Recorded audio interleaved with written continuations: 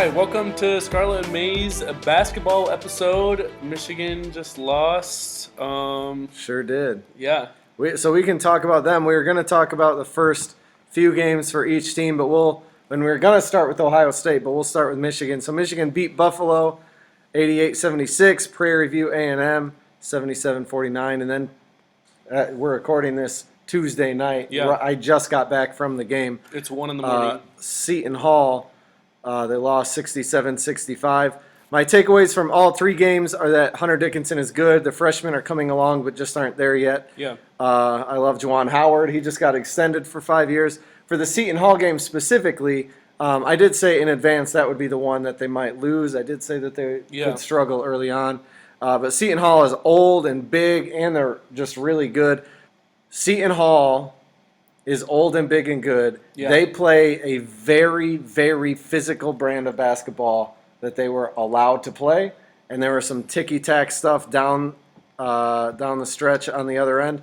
Michigan still had a shot to win. So trying to take a step back on my drive home, it's like the officials were awful. I've been to so many Michigan basketball games. That was the loudest and most consistent. I've heard the fans just scream and chant at the officials. Like, I've been to games where the crowd is as loud or maybe a little louder. Dealing with a very old, experienced, meshed together, good team, Michigan still had a chance to tie late, and then Terrence Williams missed a free throw. Michigan will be fine. Yeah. Honestly, the game doesn't mean much at this point. If Michigan ends up on the bubble, who cares? Like, okay, then the game might matter. I don't think they will, so... Yeah, I mean, I think when you lose this early in the season, the biggest question is it a cause for concern? And I just don't think it is. I think they're still a favorite to win the Big Ten, and it doesn't really change much there. The one thing, or I guess two things, Devontae Jones had his worst of the 3 games by far. And it wasn't, I don't think it was Seton Hall caused. He was making some stupid passes. He made some terrible turnovers. Yeah. Brandon Johns had a very bad game, but Kobe Buffkin was starting to flash a little bit, I think, and that could be a really positive development. Well, I mean, it's a young team, and like even your best player is only a sophomore, only has 1 year under his belt. So I mean, it's a long season. They still have a lot of time to bounce back. And that's what I mean. Seton Hall is running it back with a lot of guys they had last year. Yeah. Michigan's dealing with some freshmen, a transfer, and I think they'll figure it out. I think they'll be fine. Ohio State beat Akron by 1. Yeah. Beat Niagara by 10. And then I texted you during the Bowling Green game and said, Ohio State's finally getting their blowout. Yeah. They won 89-58. Yeah, so the backcourt for the first 2 games basically only took 3-point shots, and it was good to see against Bowling Green to get the guards getting inside more. And, yeah, it was a rough start with those first couple games being closer than I expected. I mean, really expect to beat both those teams by 20+. And, yeah. But that being said, I still expect them to win 20+ games even with the rough start. And in their 2 big non-conference games, I still expect them to win one of the 2 against Duke and Kentucky. I trust Holtman to continue to improve this team. And, yeah, it just sucks seeing a guy like Justice Suing, who has a lingering injury from last season, who's out indefinitely at this point. And in an interview, Holtman made it seem like him being out for the season isn't ruled out, which is really rough, because he was really expecting to be one of the leading scorers on the team. But yeah, I think they've got enough depth to fill in that spot, but it'll be rough at first, at least missing that experience and talent. Yeah, I was wondering, were the first 2 close games flukes? Well, in the first game, they really probably should have lost, or was the last one a fluke? I think Ohio State's just still figuring out life without Dwayne Washington. They'll be fine. It's early, but are we adjusting expectations at all for Michigan and Ohio State? Ken Pom is predicting or projecting Michigan to win the Big Ten by 1 game at 15-5. They're projecting Ohio State to finish 4th at 12-8. I think Ohio State will finish in the top 4 for sure, at least. And I really see them finishing 2nd or 3rd. I just don't like Illinois and Maryland are the other two teams that are into the top four, other than Purdue and Michigan, and I just don't think they're better than Ohio State at this point, at least. Yeah, I mean, I already said it a little bit in talking about the Seton Hall game. I think Michigan will be fine. I think Ohio State will be fine. I don't think I'm adjusting anything yet. I do think Michigan is going to need more quality guard depth. They're super young outside of Devontae Jones and Eli Brooks. Devontae Jones, hopefully the game against Seton Hall was a one-off bad game, but Ken Pom has Michigan, and it might change now that Michigan lost, but Michigan, before the game, Ken Pom had Michigan with no lower than a 68% chance to win in every game until they play at Illinois on January 14th. Wow. You're the one that pointed this out to me, but since the last rankings came out with Michigan number 4, Juwan has gotten Michigan to a top 4 ranking at some point in each of his first 3 seasons, and then he came within a shot of the Final Four without his best player last year. Yeah. I'm glad they locked him up. I'm excited to see. The money hasn't come out yet. It just says 5 years. I'm interested to see how much money he's getting. Ohio State struggled in their first 2 games. Let's see if they can build on their big win against Bowling Green. Mm-hmm. Their next game is Seton Hall. No, they play Xavier first. Xavier, then Seton Hall. Which we'll get to later. Yeah. Yeah. So, Big Ten notes and thoughts so far. I think it's hilarious that one of your hot takes, Nebraska, is 1 and 2 so far. That's the first thing I have to talk about. I messed up by picking Nebraska as a sleeper tournament team. It was a hot take, but obviously it was way too hot. I messed up. They lost again tonight. Please forgive me. That was just well, and it's a long season. They can't. It's not like they can't turn it around. Like those no, are I bad mean, losses. If I could retract it, I would. Yeah. It's not like it was impossible for them to do it, though. I do. I'm backtracking 100% all the way on my Nebraska take. Illinois lost to Marquette. Shaka. Wow. Yeah. Does this change our view of Illinois, not as a Big Ten contender, but as a Big Ten frontrunner? I mean, I had Illinois, Purdue, and Michigan as the top 3 frontrunners for the Big Ten. I mean, no, it's still early in the season again, and obviously Shaka is a decent coach. Like, he's had some good years. I mean, he just beat Illinois. He did just beat Illinois. I have not been a fan of Shaka Smart for a long time. Yeah. I do think it's been influenced by, I think, starting in the Trey Burke run year where they played VCU, and it was, oh no, how's Michigan going to handle this? And Michigan beat them by a lot. Yeah. And they have not struggled with Shaka Smart for a long time. I feel like he had a couple good years at VCU, and then he's been a mediocre coach since. He never got out of the first round at Texas. Oh, my gosh. Yeah, I mean, I don't think he's a good coach, but yeah, he did just beat Illinois. Yeah, well, Illinois lost yesterday, and then Wisconsin and Penn State also lost yesterday. And Penn State lost to Trent Buttrick, had 19 points. He's a Penn State transfer and played for UMass, and UMass was not close. They destroyed Penn State. And all 3 of those teams were favored yesterday. And the SEC, I mean, the Big Ten, it's interesting so far. We'll see at the ACC Big Ten Challenge. Wisconsin lost to Providence. That one's almost not. It's not more inexcusable than losing that one, but it's more inexcusable than Illinois losing to Marquette. Yeah. That's just really bad.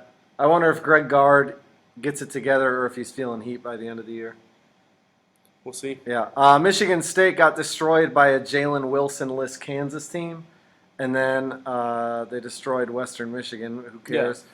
They're at Butler on Wednesday night at 7. I think that game could tell us a bit about Michigan State. I think Kansas might tell us more than Western Michigan, because Western Michigan's like not even a good MAC team. They're just a really bad MAC team. Yeah. Let's go Laval Jordan. He's the coach at Butler. Okay. used to be an assistant in Michigan. Gotcha. With Beeline. Around the country thoughts. Yeah, Duke looks real good. Yeah. Paulo Banchero got in some trouble. I doubt it keeps him out long. He's got to be there for the farewell tour. Mm-hmm. Yeah. Well, and there haven't really been, other than tonight in Illinois, I can't think of it. There haven't been a lot of upsets in the top 25 so far this season. Which, it's only a weekend, but Gonzaga's also looked really good. Chet Holmgren. Yeah. So Chet good. Holmgren, man, he weighs less than me, and I know I'm not as skinny as I used to be, but like I'm also not 7 feet tall. Yeah, So, but yeah, he's good, man. Did you have any more? that's it. Yeah. So let's preview Ohio State's and Michigan's next two games. Ohio State first at Xavier on the 18th versus Seton Hall on the 22nd. Those are the two we'll talk about quick. Yeah. And then against Duke on November 30th. That's a big one. Yeah, so Xavier and Seton Hall. Xavier is actually the better team according to BPI. They, with it being on the road, BPI favors Xavier in that matchup. Other than Seton Hall just got the win against Michigan, so they really have two tough games here. I'd be surprised if they go 0-2. I want to say they'll go 2-0, but I could see them going 1-1 Yeah. against these two teams. Ken Pom right now has Ohio State as the 15th best team in the country, but Xavier is 37th. Seton Hall was 35th before they just beat Michigan. Duke coming up is currently 11th, by the way. This is a rough 3-game stretch. Yeah. But we obviously don't have much data to go on yet, but Xavier is at a similar start to Ohio State in that they only beat Niagara by 3 and then Kent State by 14. I could see Ohio State winning both, splitting, or losing both. Yeah. I mean, they're all on the table. It's early in the season. I like E.J. Liddell a lot, and honestly, I want to say Ohio State wins them both. I wrote in my notes, Ohio State is going to win them both, and I was like, I don't feel good. I don't feel good about Yeah. that. So I think Ohio State loses one of the two, probably Xavier, and then beats Seton Hall. They have Seton Hall at home. I mean, Michigan had Seton Hall at home too. Right. I do think they're going to get wrecked against Duke, but we'll see. Yeah. I mean, that's at home too, though. Yeah, Helps. I do think so. I'll say this: if they lose to Xavier, they'll beat Seton Hall. If they beat Xavier, they'll lose to Seton Hall. How about that? Yeah, I can agree with And that. then Duke's going to go wild. I was really impressed with Seton Hall tonight. Yeah. If they're allowed to play the way that they played tonight, without, whatever.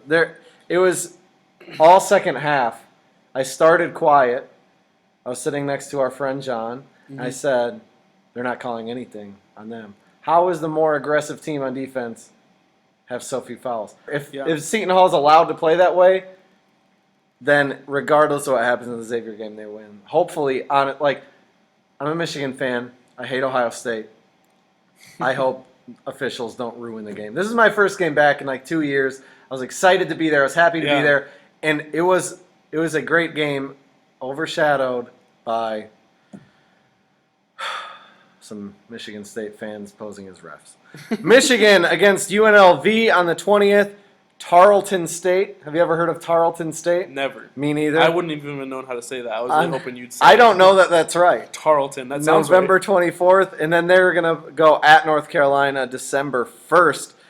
The game against UNLV is actually in Vegas. Oh, cool. They're actually 3-0 right now, but they beat Gardner-Webb by 6, Cal by 3, and North Dakota State by 2.